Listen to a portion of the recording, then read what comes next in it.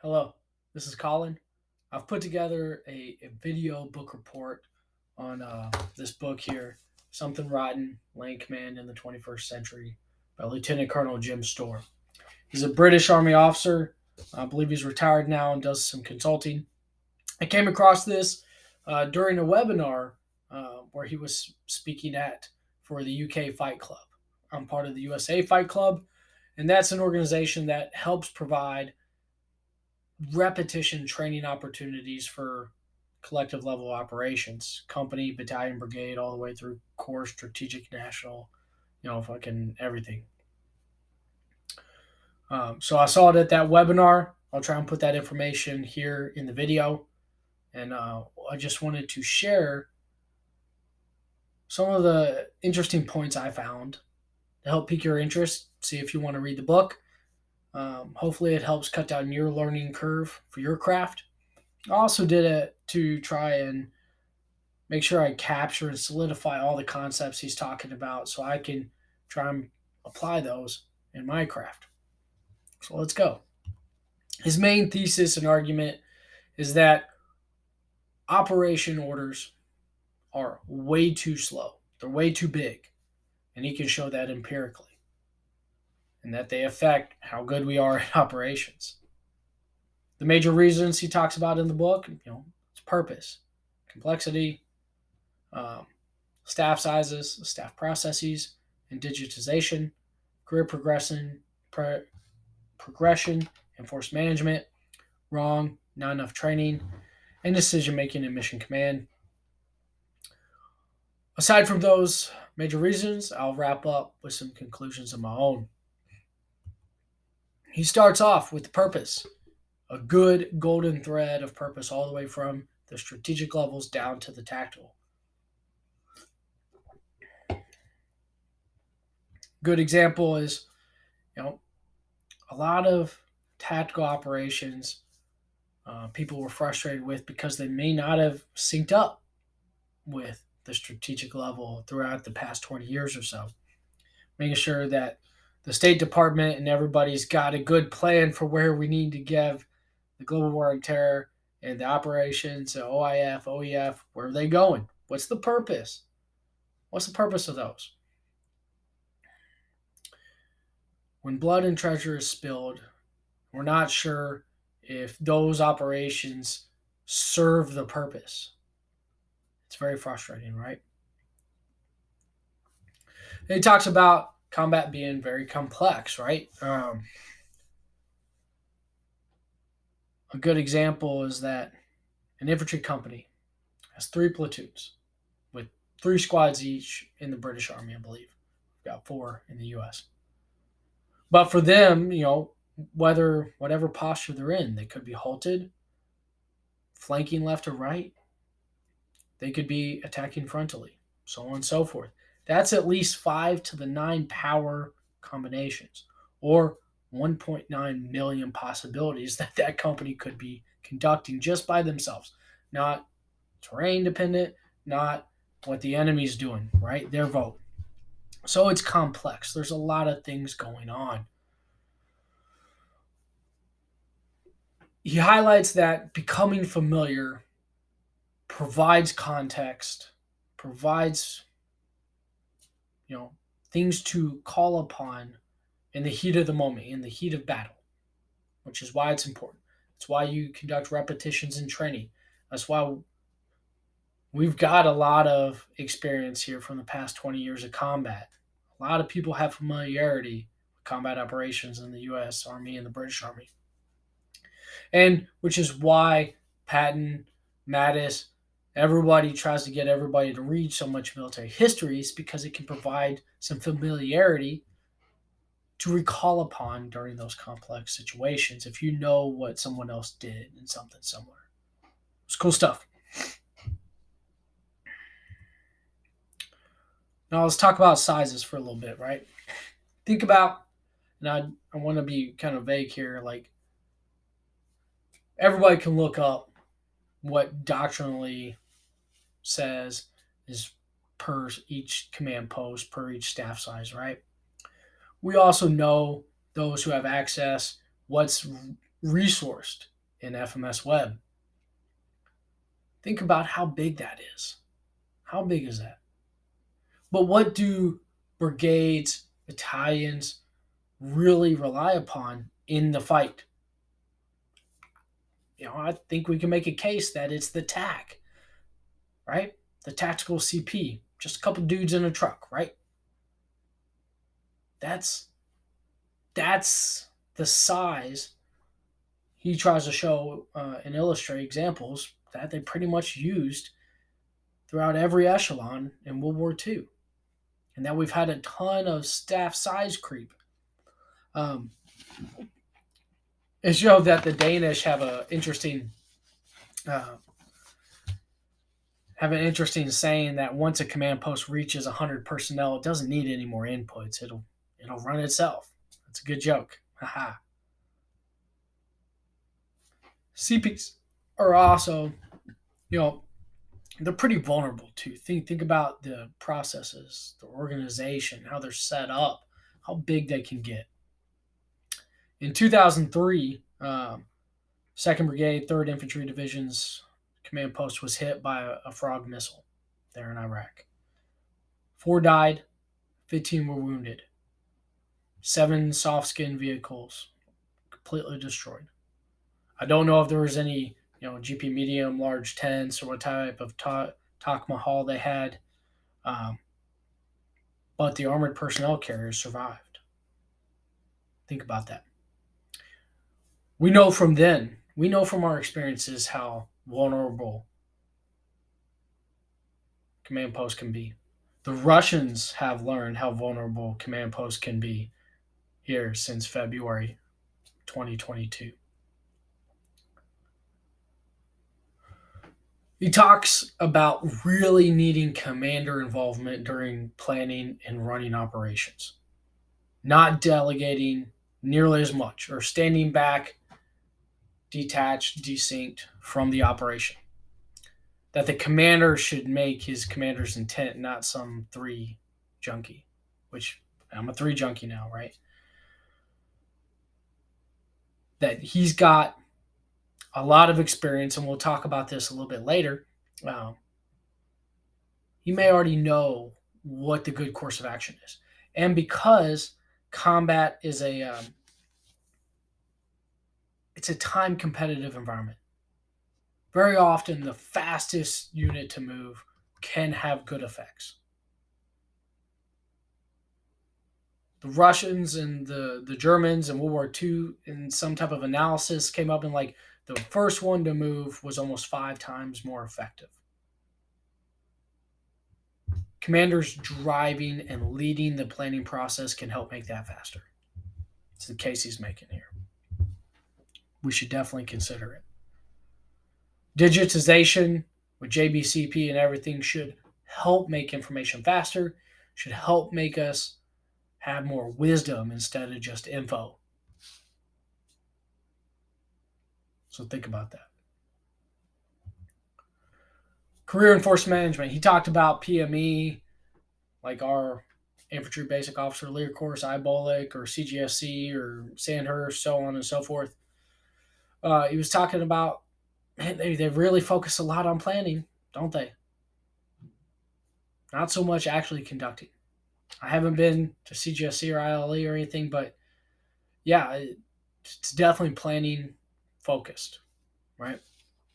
And as an evaluator, I'm an OCT, and we go out, evaluate platoon, company level, battalion level operations, the training and evaluation outline, the TNDOs. The plan and prepare phases are huge. There might be some value to them, but they're ginormous compared to the execution part of the TNDO evaluation. Man. He also talks about, system wise, process wise, bureaucratic wise, that the militaries are very top heavy. There's too many officers. But there's too many officers of high grades that back World War II and before, some of the current billeted major, lieutenant colonel, colonel, general, so on levels were held by lower ranking officers back then. That there's not just been staff creep, but there's been rank creep, not to the effectiveness and efficiency of those teams either. He talks about staff tours being an issue, right? Not having enough time in command. 2 years at a post, good. 3 years at a post, great. You lose knowledge management, institutional knowledge, being able to pass it down to people, to train up new people, to have them learn and then apply and hone the craft before moving on. It can be detrimental. Now, coming up to training, he talked about training causing issues and that there's too much scriptedness training as opposed to free play. I like to, hey, pure force on force. The scripted scenarios, hey, we got to conduct an attack, we got to do a defense, we got to do a breach, we got to do forward patches or lines. Like, okay, yeah, that's probably a good baseline, right? You got to train those, but that doesn't actually make competence on being able to conduct operations, especially at the speed that may need to be done at. And it also doesn't reward initiative or people doing stuff right very well as well. It's very easy to crush and destroy somebody's hopes and dreams by being overrun at NTC or JRTC. It's not always, you don't get the same training effect if you actually can interdict a battalion or do it success. What does right look like? How do you feel that success? You may not necessarily get that unless you are purely free force on force. Those types of training structures can breed higher competence. One, the pain is even more painful. It's not scripted. Even if you got defeated, you can't go on to attack the next day. But it's not just for that individual, that commander. It's for the staff. It's to build a team. General Mattis, and there's a bunch of different examples in the book of where they got the new team together, the whole staff, before being deployed, and conducted like a command post exercise every week for 6 weeks. They had 6 reps of that before deploying. And that was hugely effective, as opposed to just working 6 weeks on one order. So let's kind of transition and talk about orders being too slow, too big, too this, too that. These are orders that he empirically distilled down from operations from now all the way back to World War II and some World War I examples. Battalions should be able to spit out an order in 1 hour to execute in 4. And these aren't just empirical examples from history. Think about what we've seen here starting in February there in Ukraine. How many counterattacks did Ukraine have to do to defend Sumy region, Kharkiv region, Kyiv? They didn't plan for 6 days. Now, there's been some very deliberate attacks and counterattacks later on. Okay, fine, set them conditions. Let's rock and roll. But also in the heat of maneuver warfare, you got to go. There may be different times you got to fight different ways. And these are probably the standards we should be getting close towards emulating. And to see like, man, that's crazy. How can you follow this? Well, this also accounts for the 1/3, 2/3. Look at that for a minute. He says, try to maximize the use of graphical orders. Don't waste time saying no change. Just save the space. Patton, back in World War II for the Third Army, said Order should be one page. On the back of that page is your map sketch. The COA sketch is one page, and the outboard is the other page. Holy moly, that's totally different than what we currently operate with. Now, he says campaign plans probably are big. The initial base order should be pretty big. There's a lot of good information in that, right? Once you kick off operations every day, every other, as you're doing the operation, man, one page, a couple sketches, maybe a couple annexes. I think of Annex D and go rock and roll. So let's walk through this on a brigade operation, right? The brigade receives the order, go execute in 8 hours. Boom. Receives at 1400. That means the brigade's issuing their order at 1600 hours. They're only going to take 40 minutes to give it. The battalion then issues at 1800. Because I'm going from the 40 minutes, right? There's some unusable time there. And the brigade's going to SP on that mission at dark at 2200 hours. How many teams can execute that well? How many brigades can execute that well? That sounds like a challenge to me. For sure, man.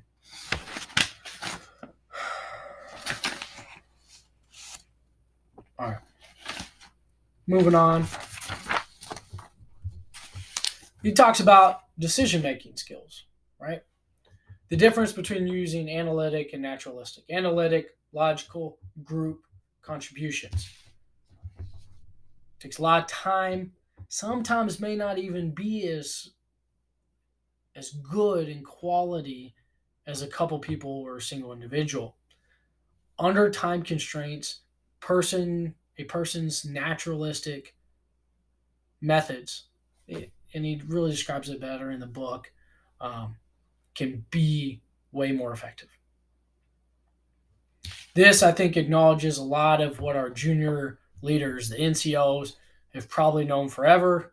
Hey, guys, I've got to cut out some of this formal officer order stuff, and we're going to go. We got to go. And it's not necessarily a bad method. As long as you hit the good principles, the baseline things that you need to know to set yourself in a good position and have advantage over the enemy. There's nothing wrong with that. On mission command, he goes into command styles of, look, you'll want to orient yourself to this chart, like tailoring to different situations. There's a bunch of examples of this all the time, but here's his specific one. The takeaway is to not use any of the D styles there on the far right. That is mandatory that subordinates do exercise initiative. Then the commander and staff can tailor to the situations of who knows war more and what we should do with intervening or letting them rock and roll. Very interesting. It was kind of interesting to check it out. I think I've seen stuff like this before. Then he goes into principles and recommend, suggested processes for mission command that we'll cover here just briefly, on the unity of effort front, right? Commanders should write the missions. They should make sure that they know the task, like the one task that they got to get done that supports the purpose. And it's clear. It's not 50,000 tasks in orders. And that's probably not too far an exaggeration that some subordinate elements get sometimes. Some of those may need to be like, hey, man, these are side tasks or things you probably need to do in order to coordinate with everybody, and the good coordinations, coordinating instructions for everybody as well. But you got to know the key tasks. Decentralization. There you go. Tell them, hey, I need this outcome. Trusting them to figure it out, right? Don't constrain them too much. Keep orders to 2 pages. Don't intervene unless there's a good reason to. Make sure there's loss of efficiency or somebody could get fucking hurt and shot fratricide. Trust. Commanders presume trust with their subordinates. Yeah. Trust is up and down and sideways. It's deserved. I think, a lot of people talking about their command climate surveys have a lot of issues with higher level senior leaders, Pentagon and everything else, right? Like maybe that talks to it a little bit. Mutual understanding, having the good common operating picture, disseminating that out, trying to get information wisdom, not just information barf and get everything right.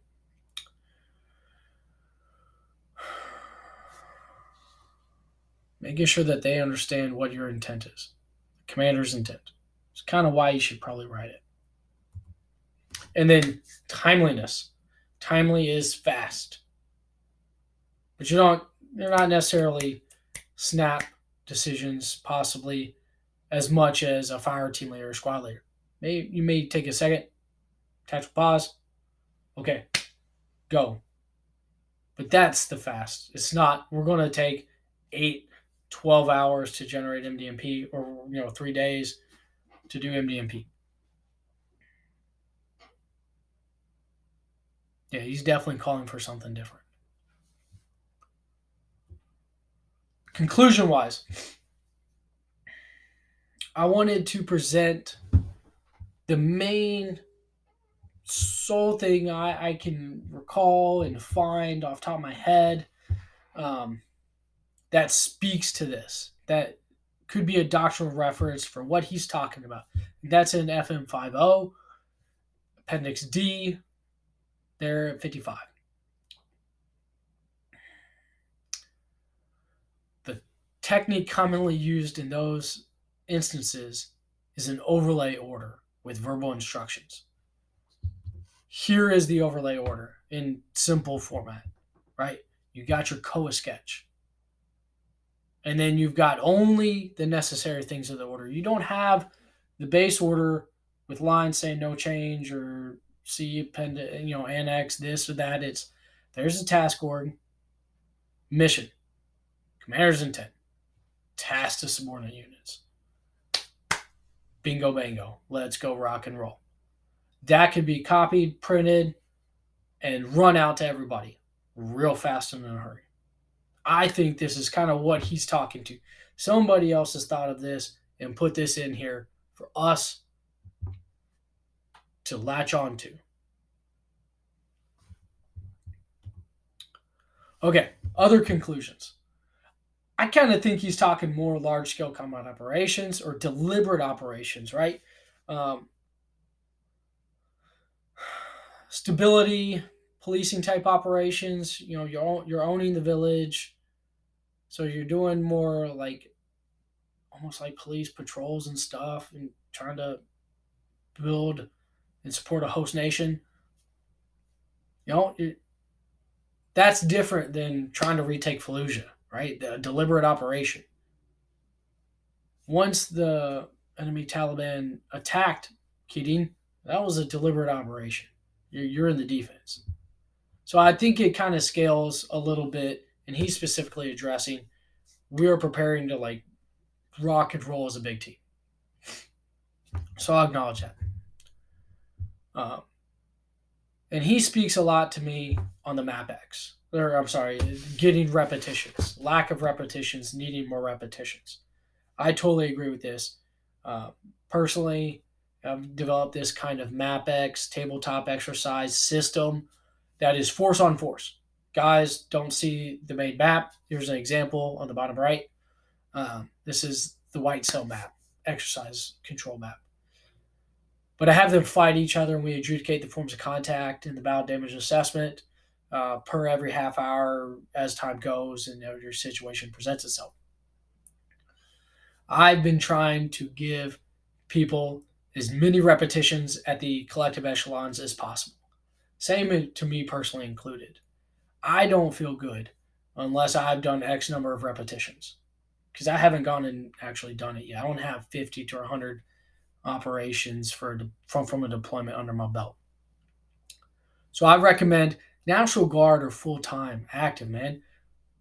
Platoon level, platoon leaders, PSGs, people evaluating platoon level. Anybody at the platoon level should do 12 to 24 operations a year. Ideally, that's force on force against a thinking human being that's trying to crush you. But just a baseline operation like this MapX or going out to a sticks at XETC or JRTC, those work. Those are still reps, right? You got to conduct the operations, though. It's not just planning. At the company, I've been trying to execute 12 to 15 company level operations a year. As I'm starting to transition to a battalion, I'm thinking I probably need to practice 9 to 12 a year. And that element, the battalion needs to practice that many times a year. So hopefully I made my case for that. I think that's what the Army says when they say reps, sets and reps. But who the crap's actually doing that? I think we actually should do it instead of it being lip service. Go be that good. Go do that many reps. Go do 3 times that many reps. And lastly, what does this sound like? What does it look like conducting these operations? I keep coming back every now and then. Like, conducting these operations seems strikingly similar to an offensive coordinator or defensive coordinator in football. You've got your base tactics, your plays, right? Attack, flank, interdict, defend, and all of those permutations and forms of maneuver and everything, right? Like, you've got playbooks.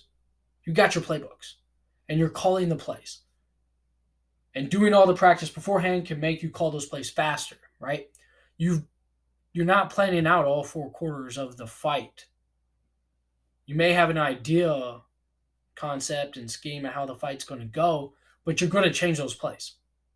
And I think that's a striking analogy for what we've got to do and how we should think about it and how we should practice. But anyway, I really appreciate the time if you've checked it out all the way.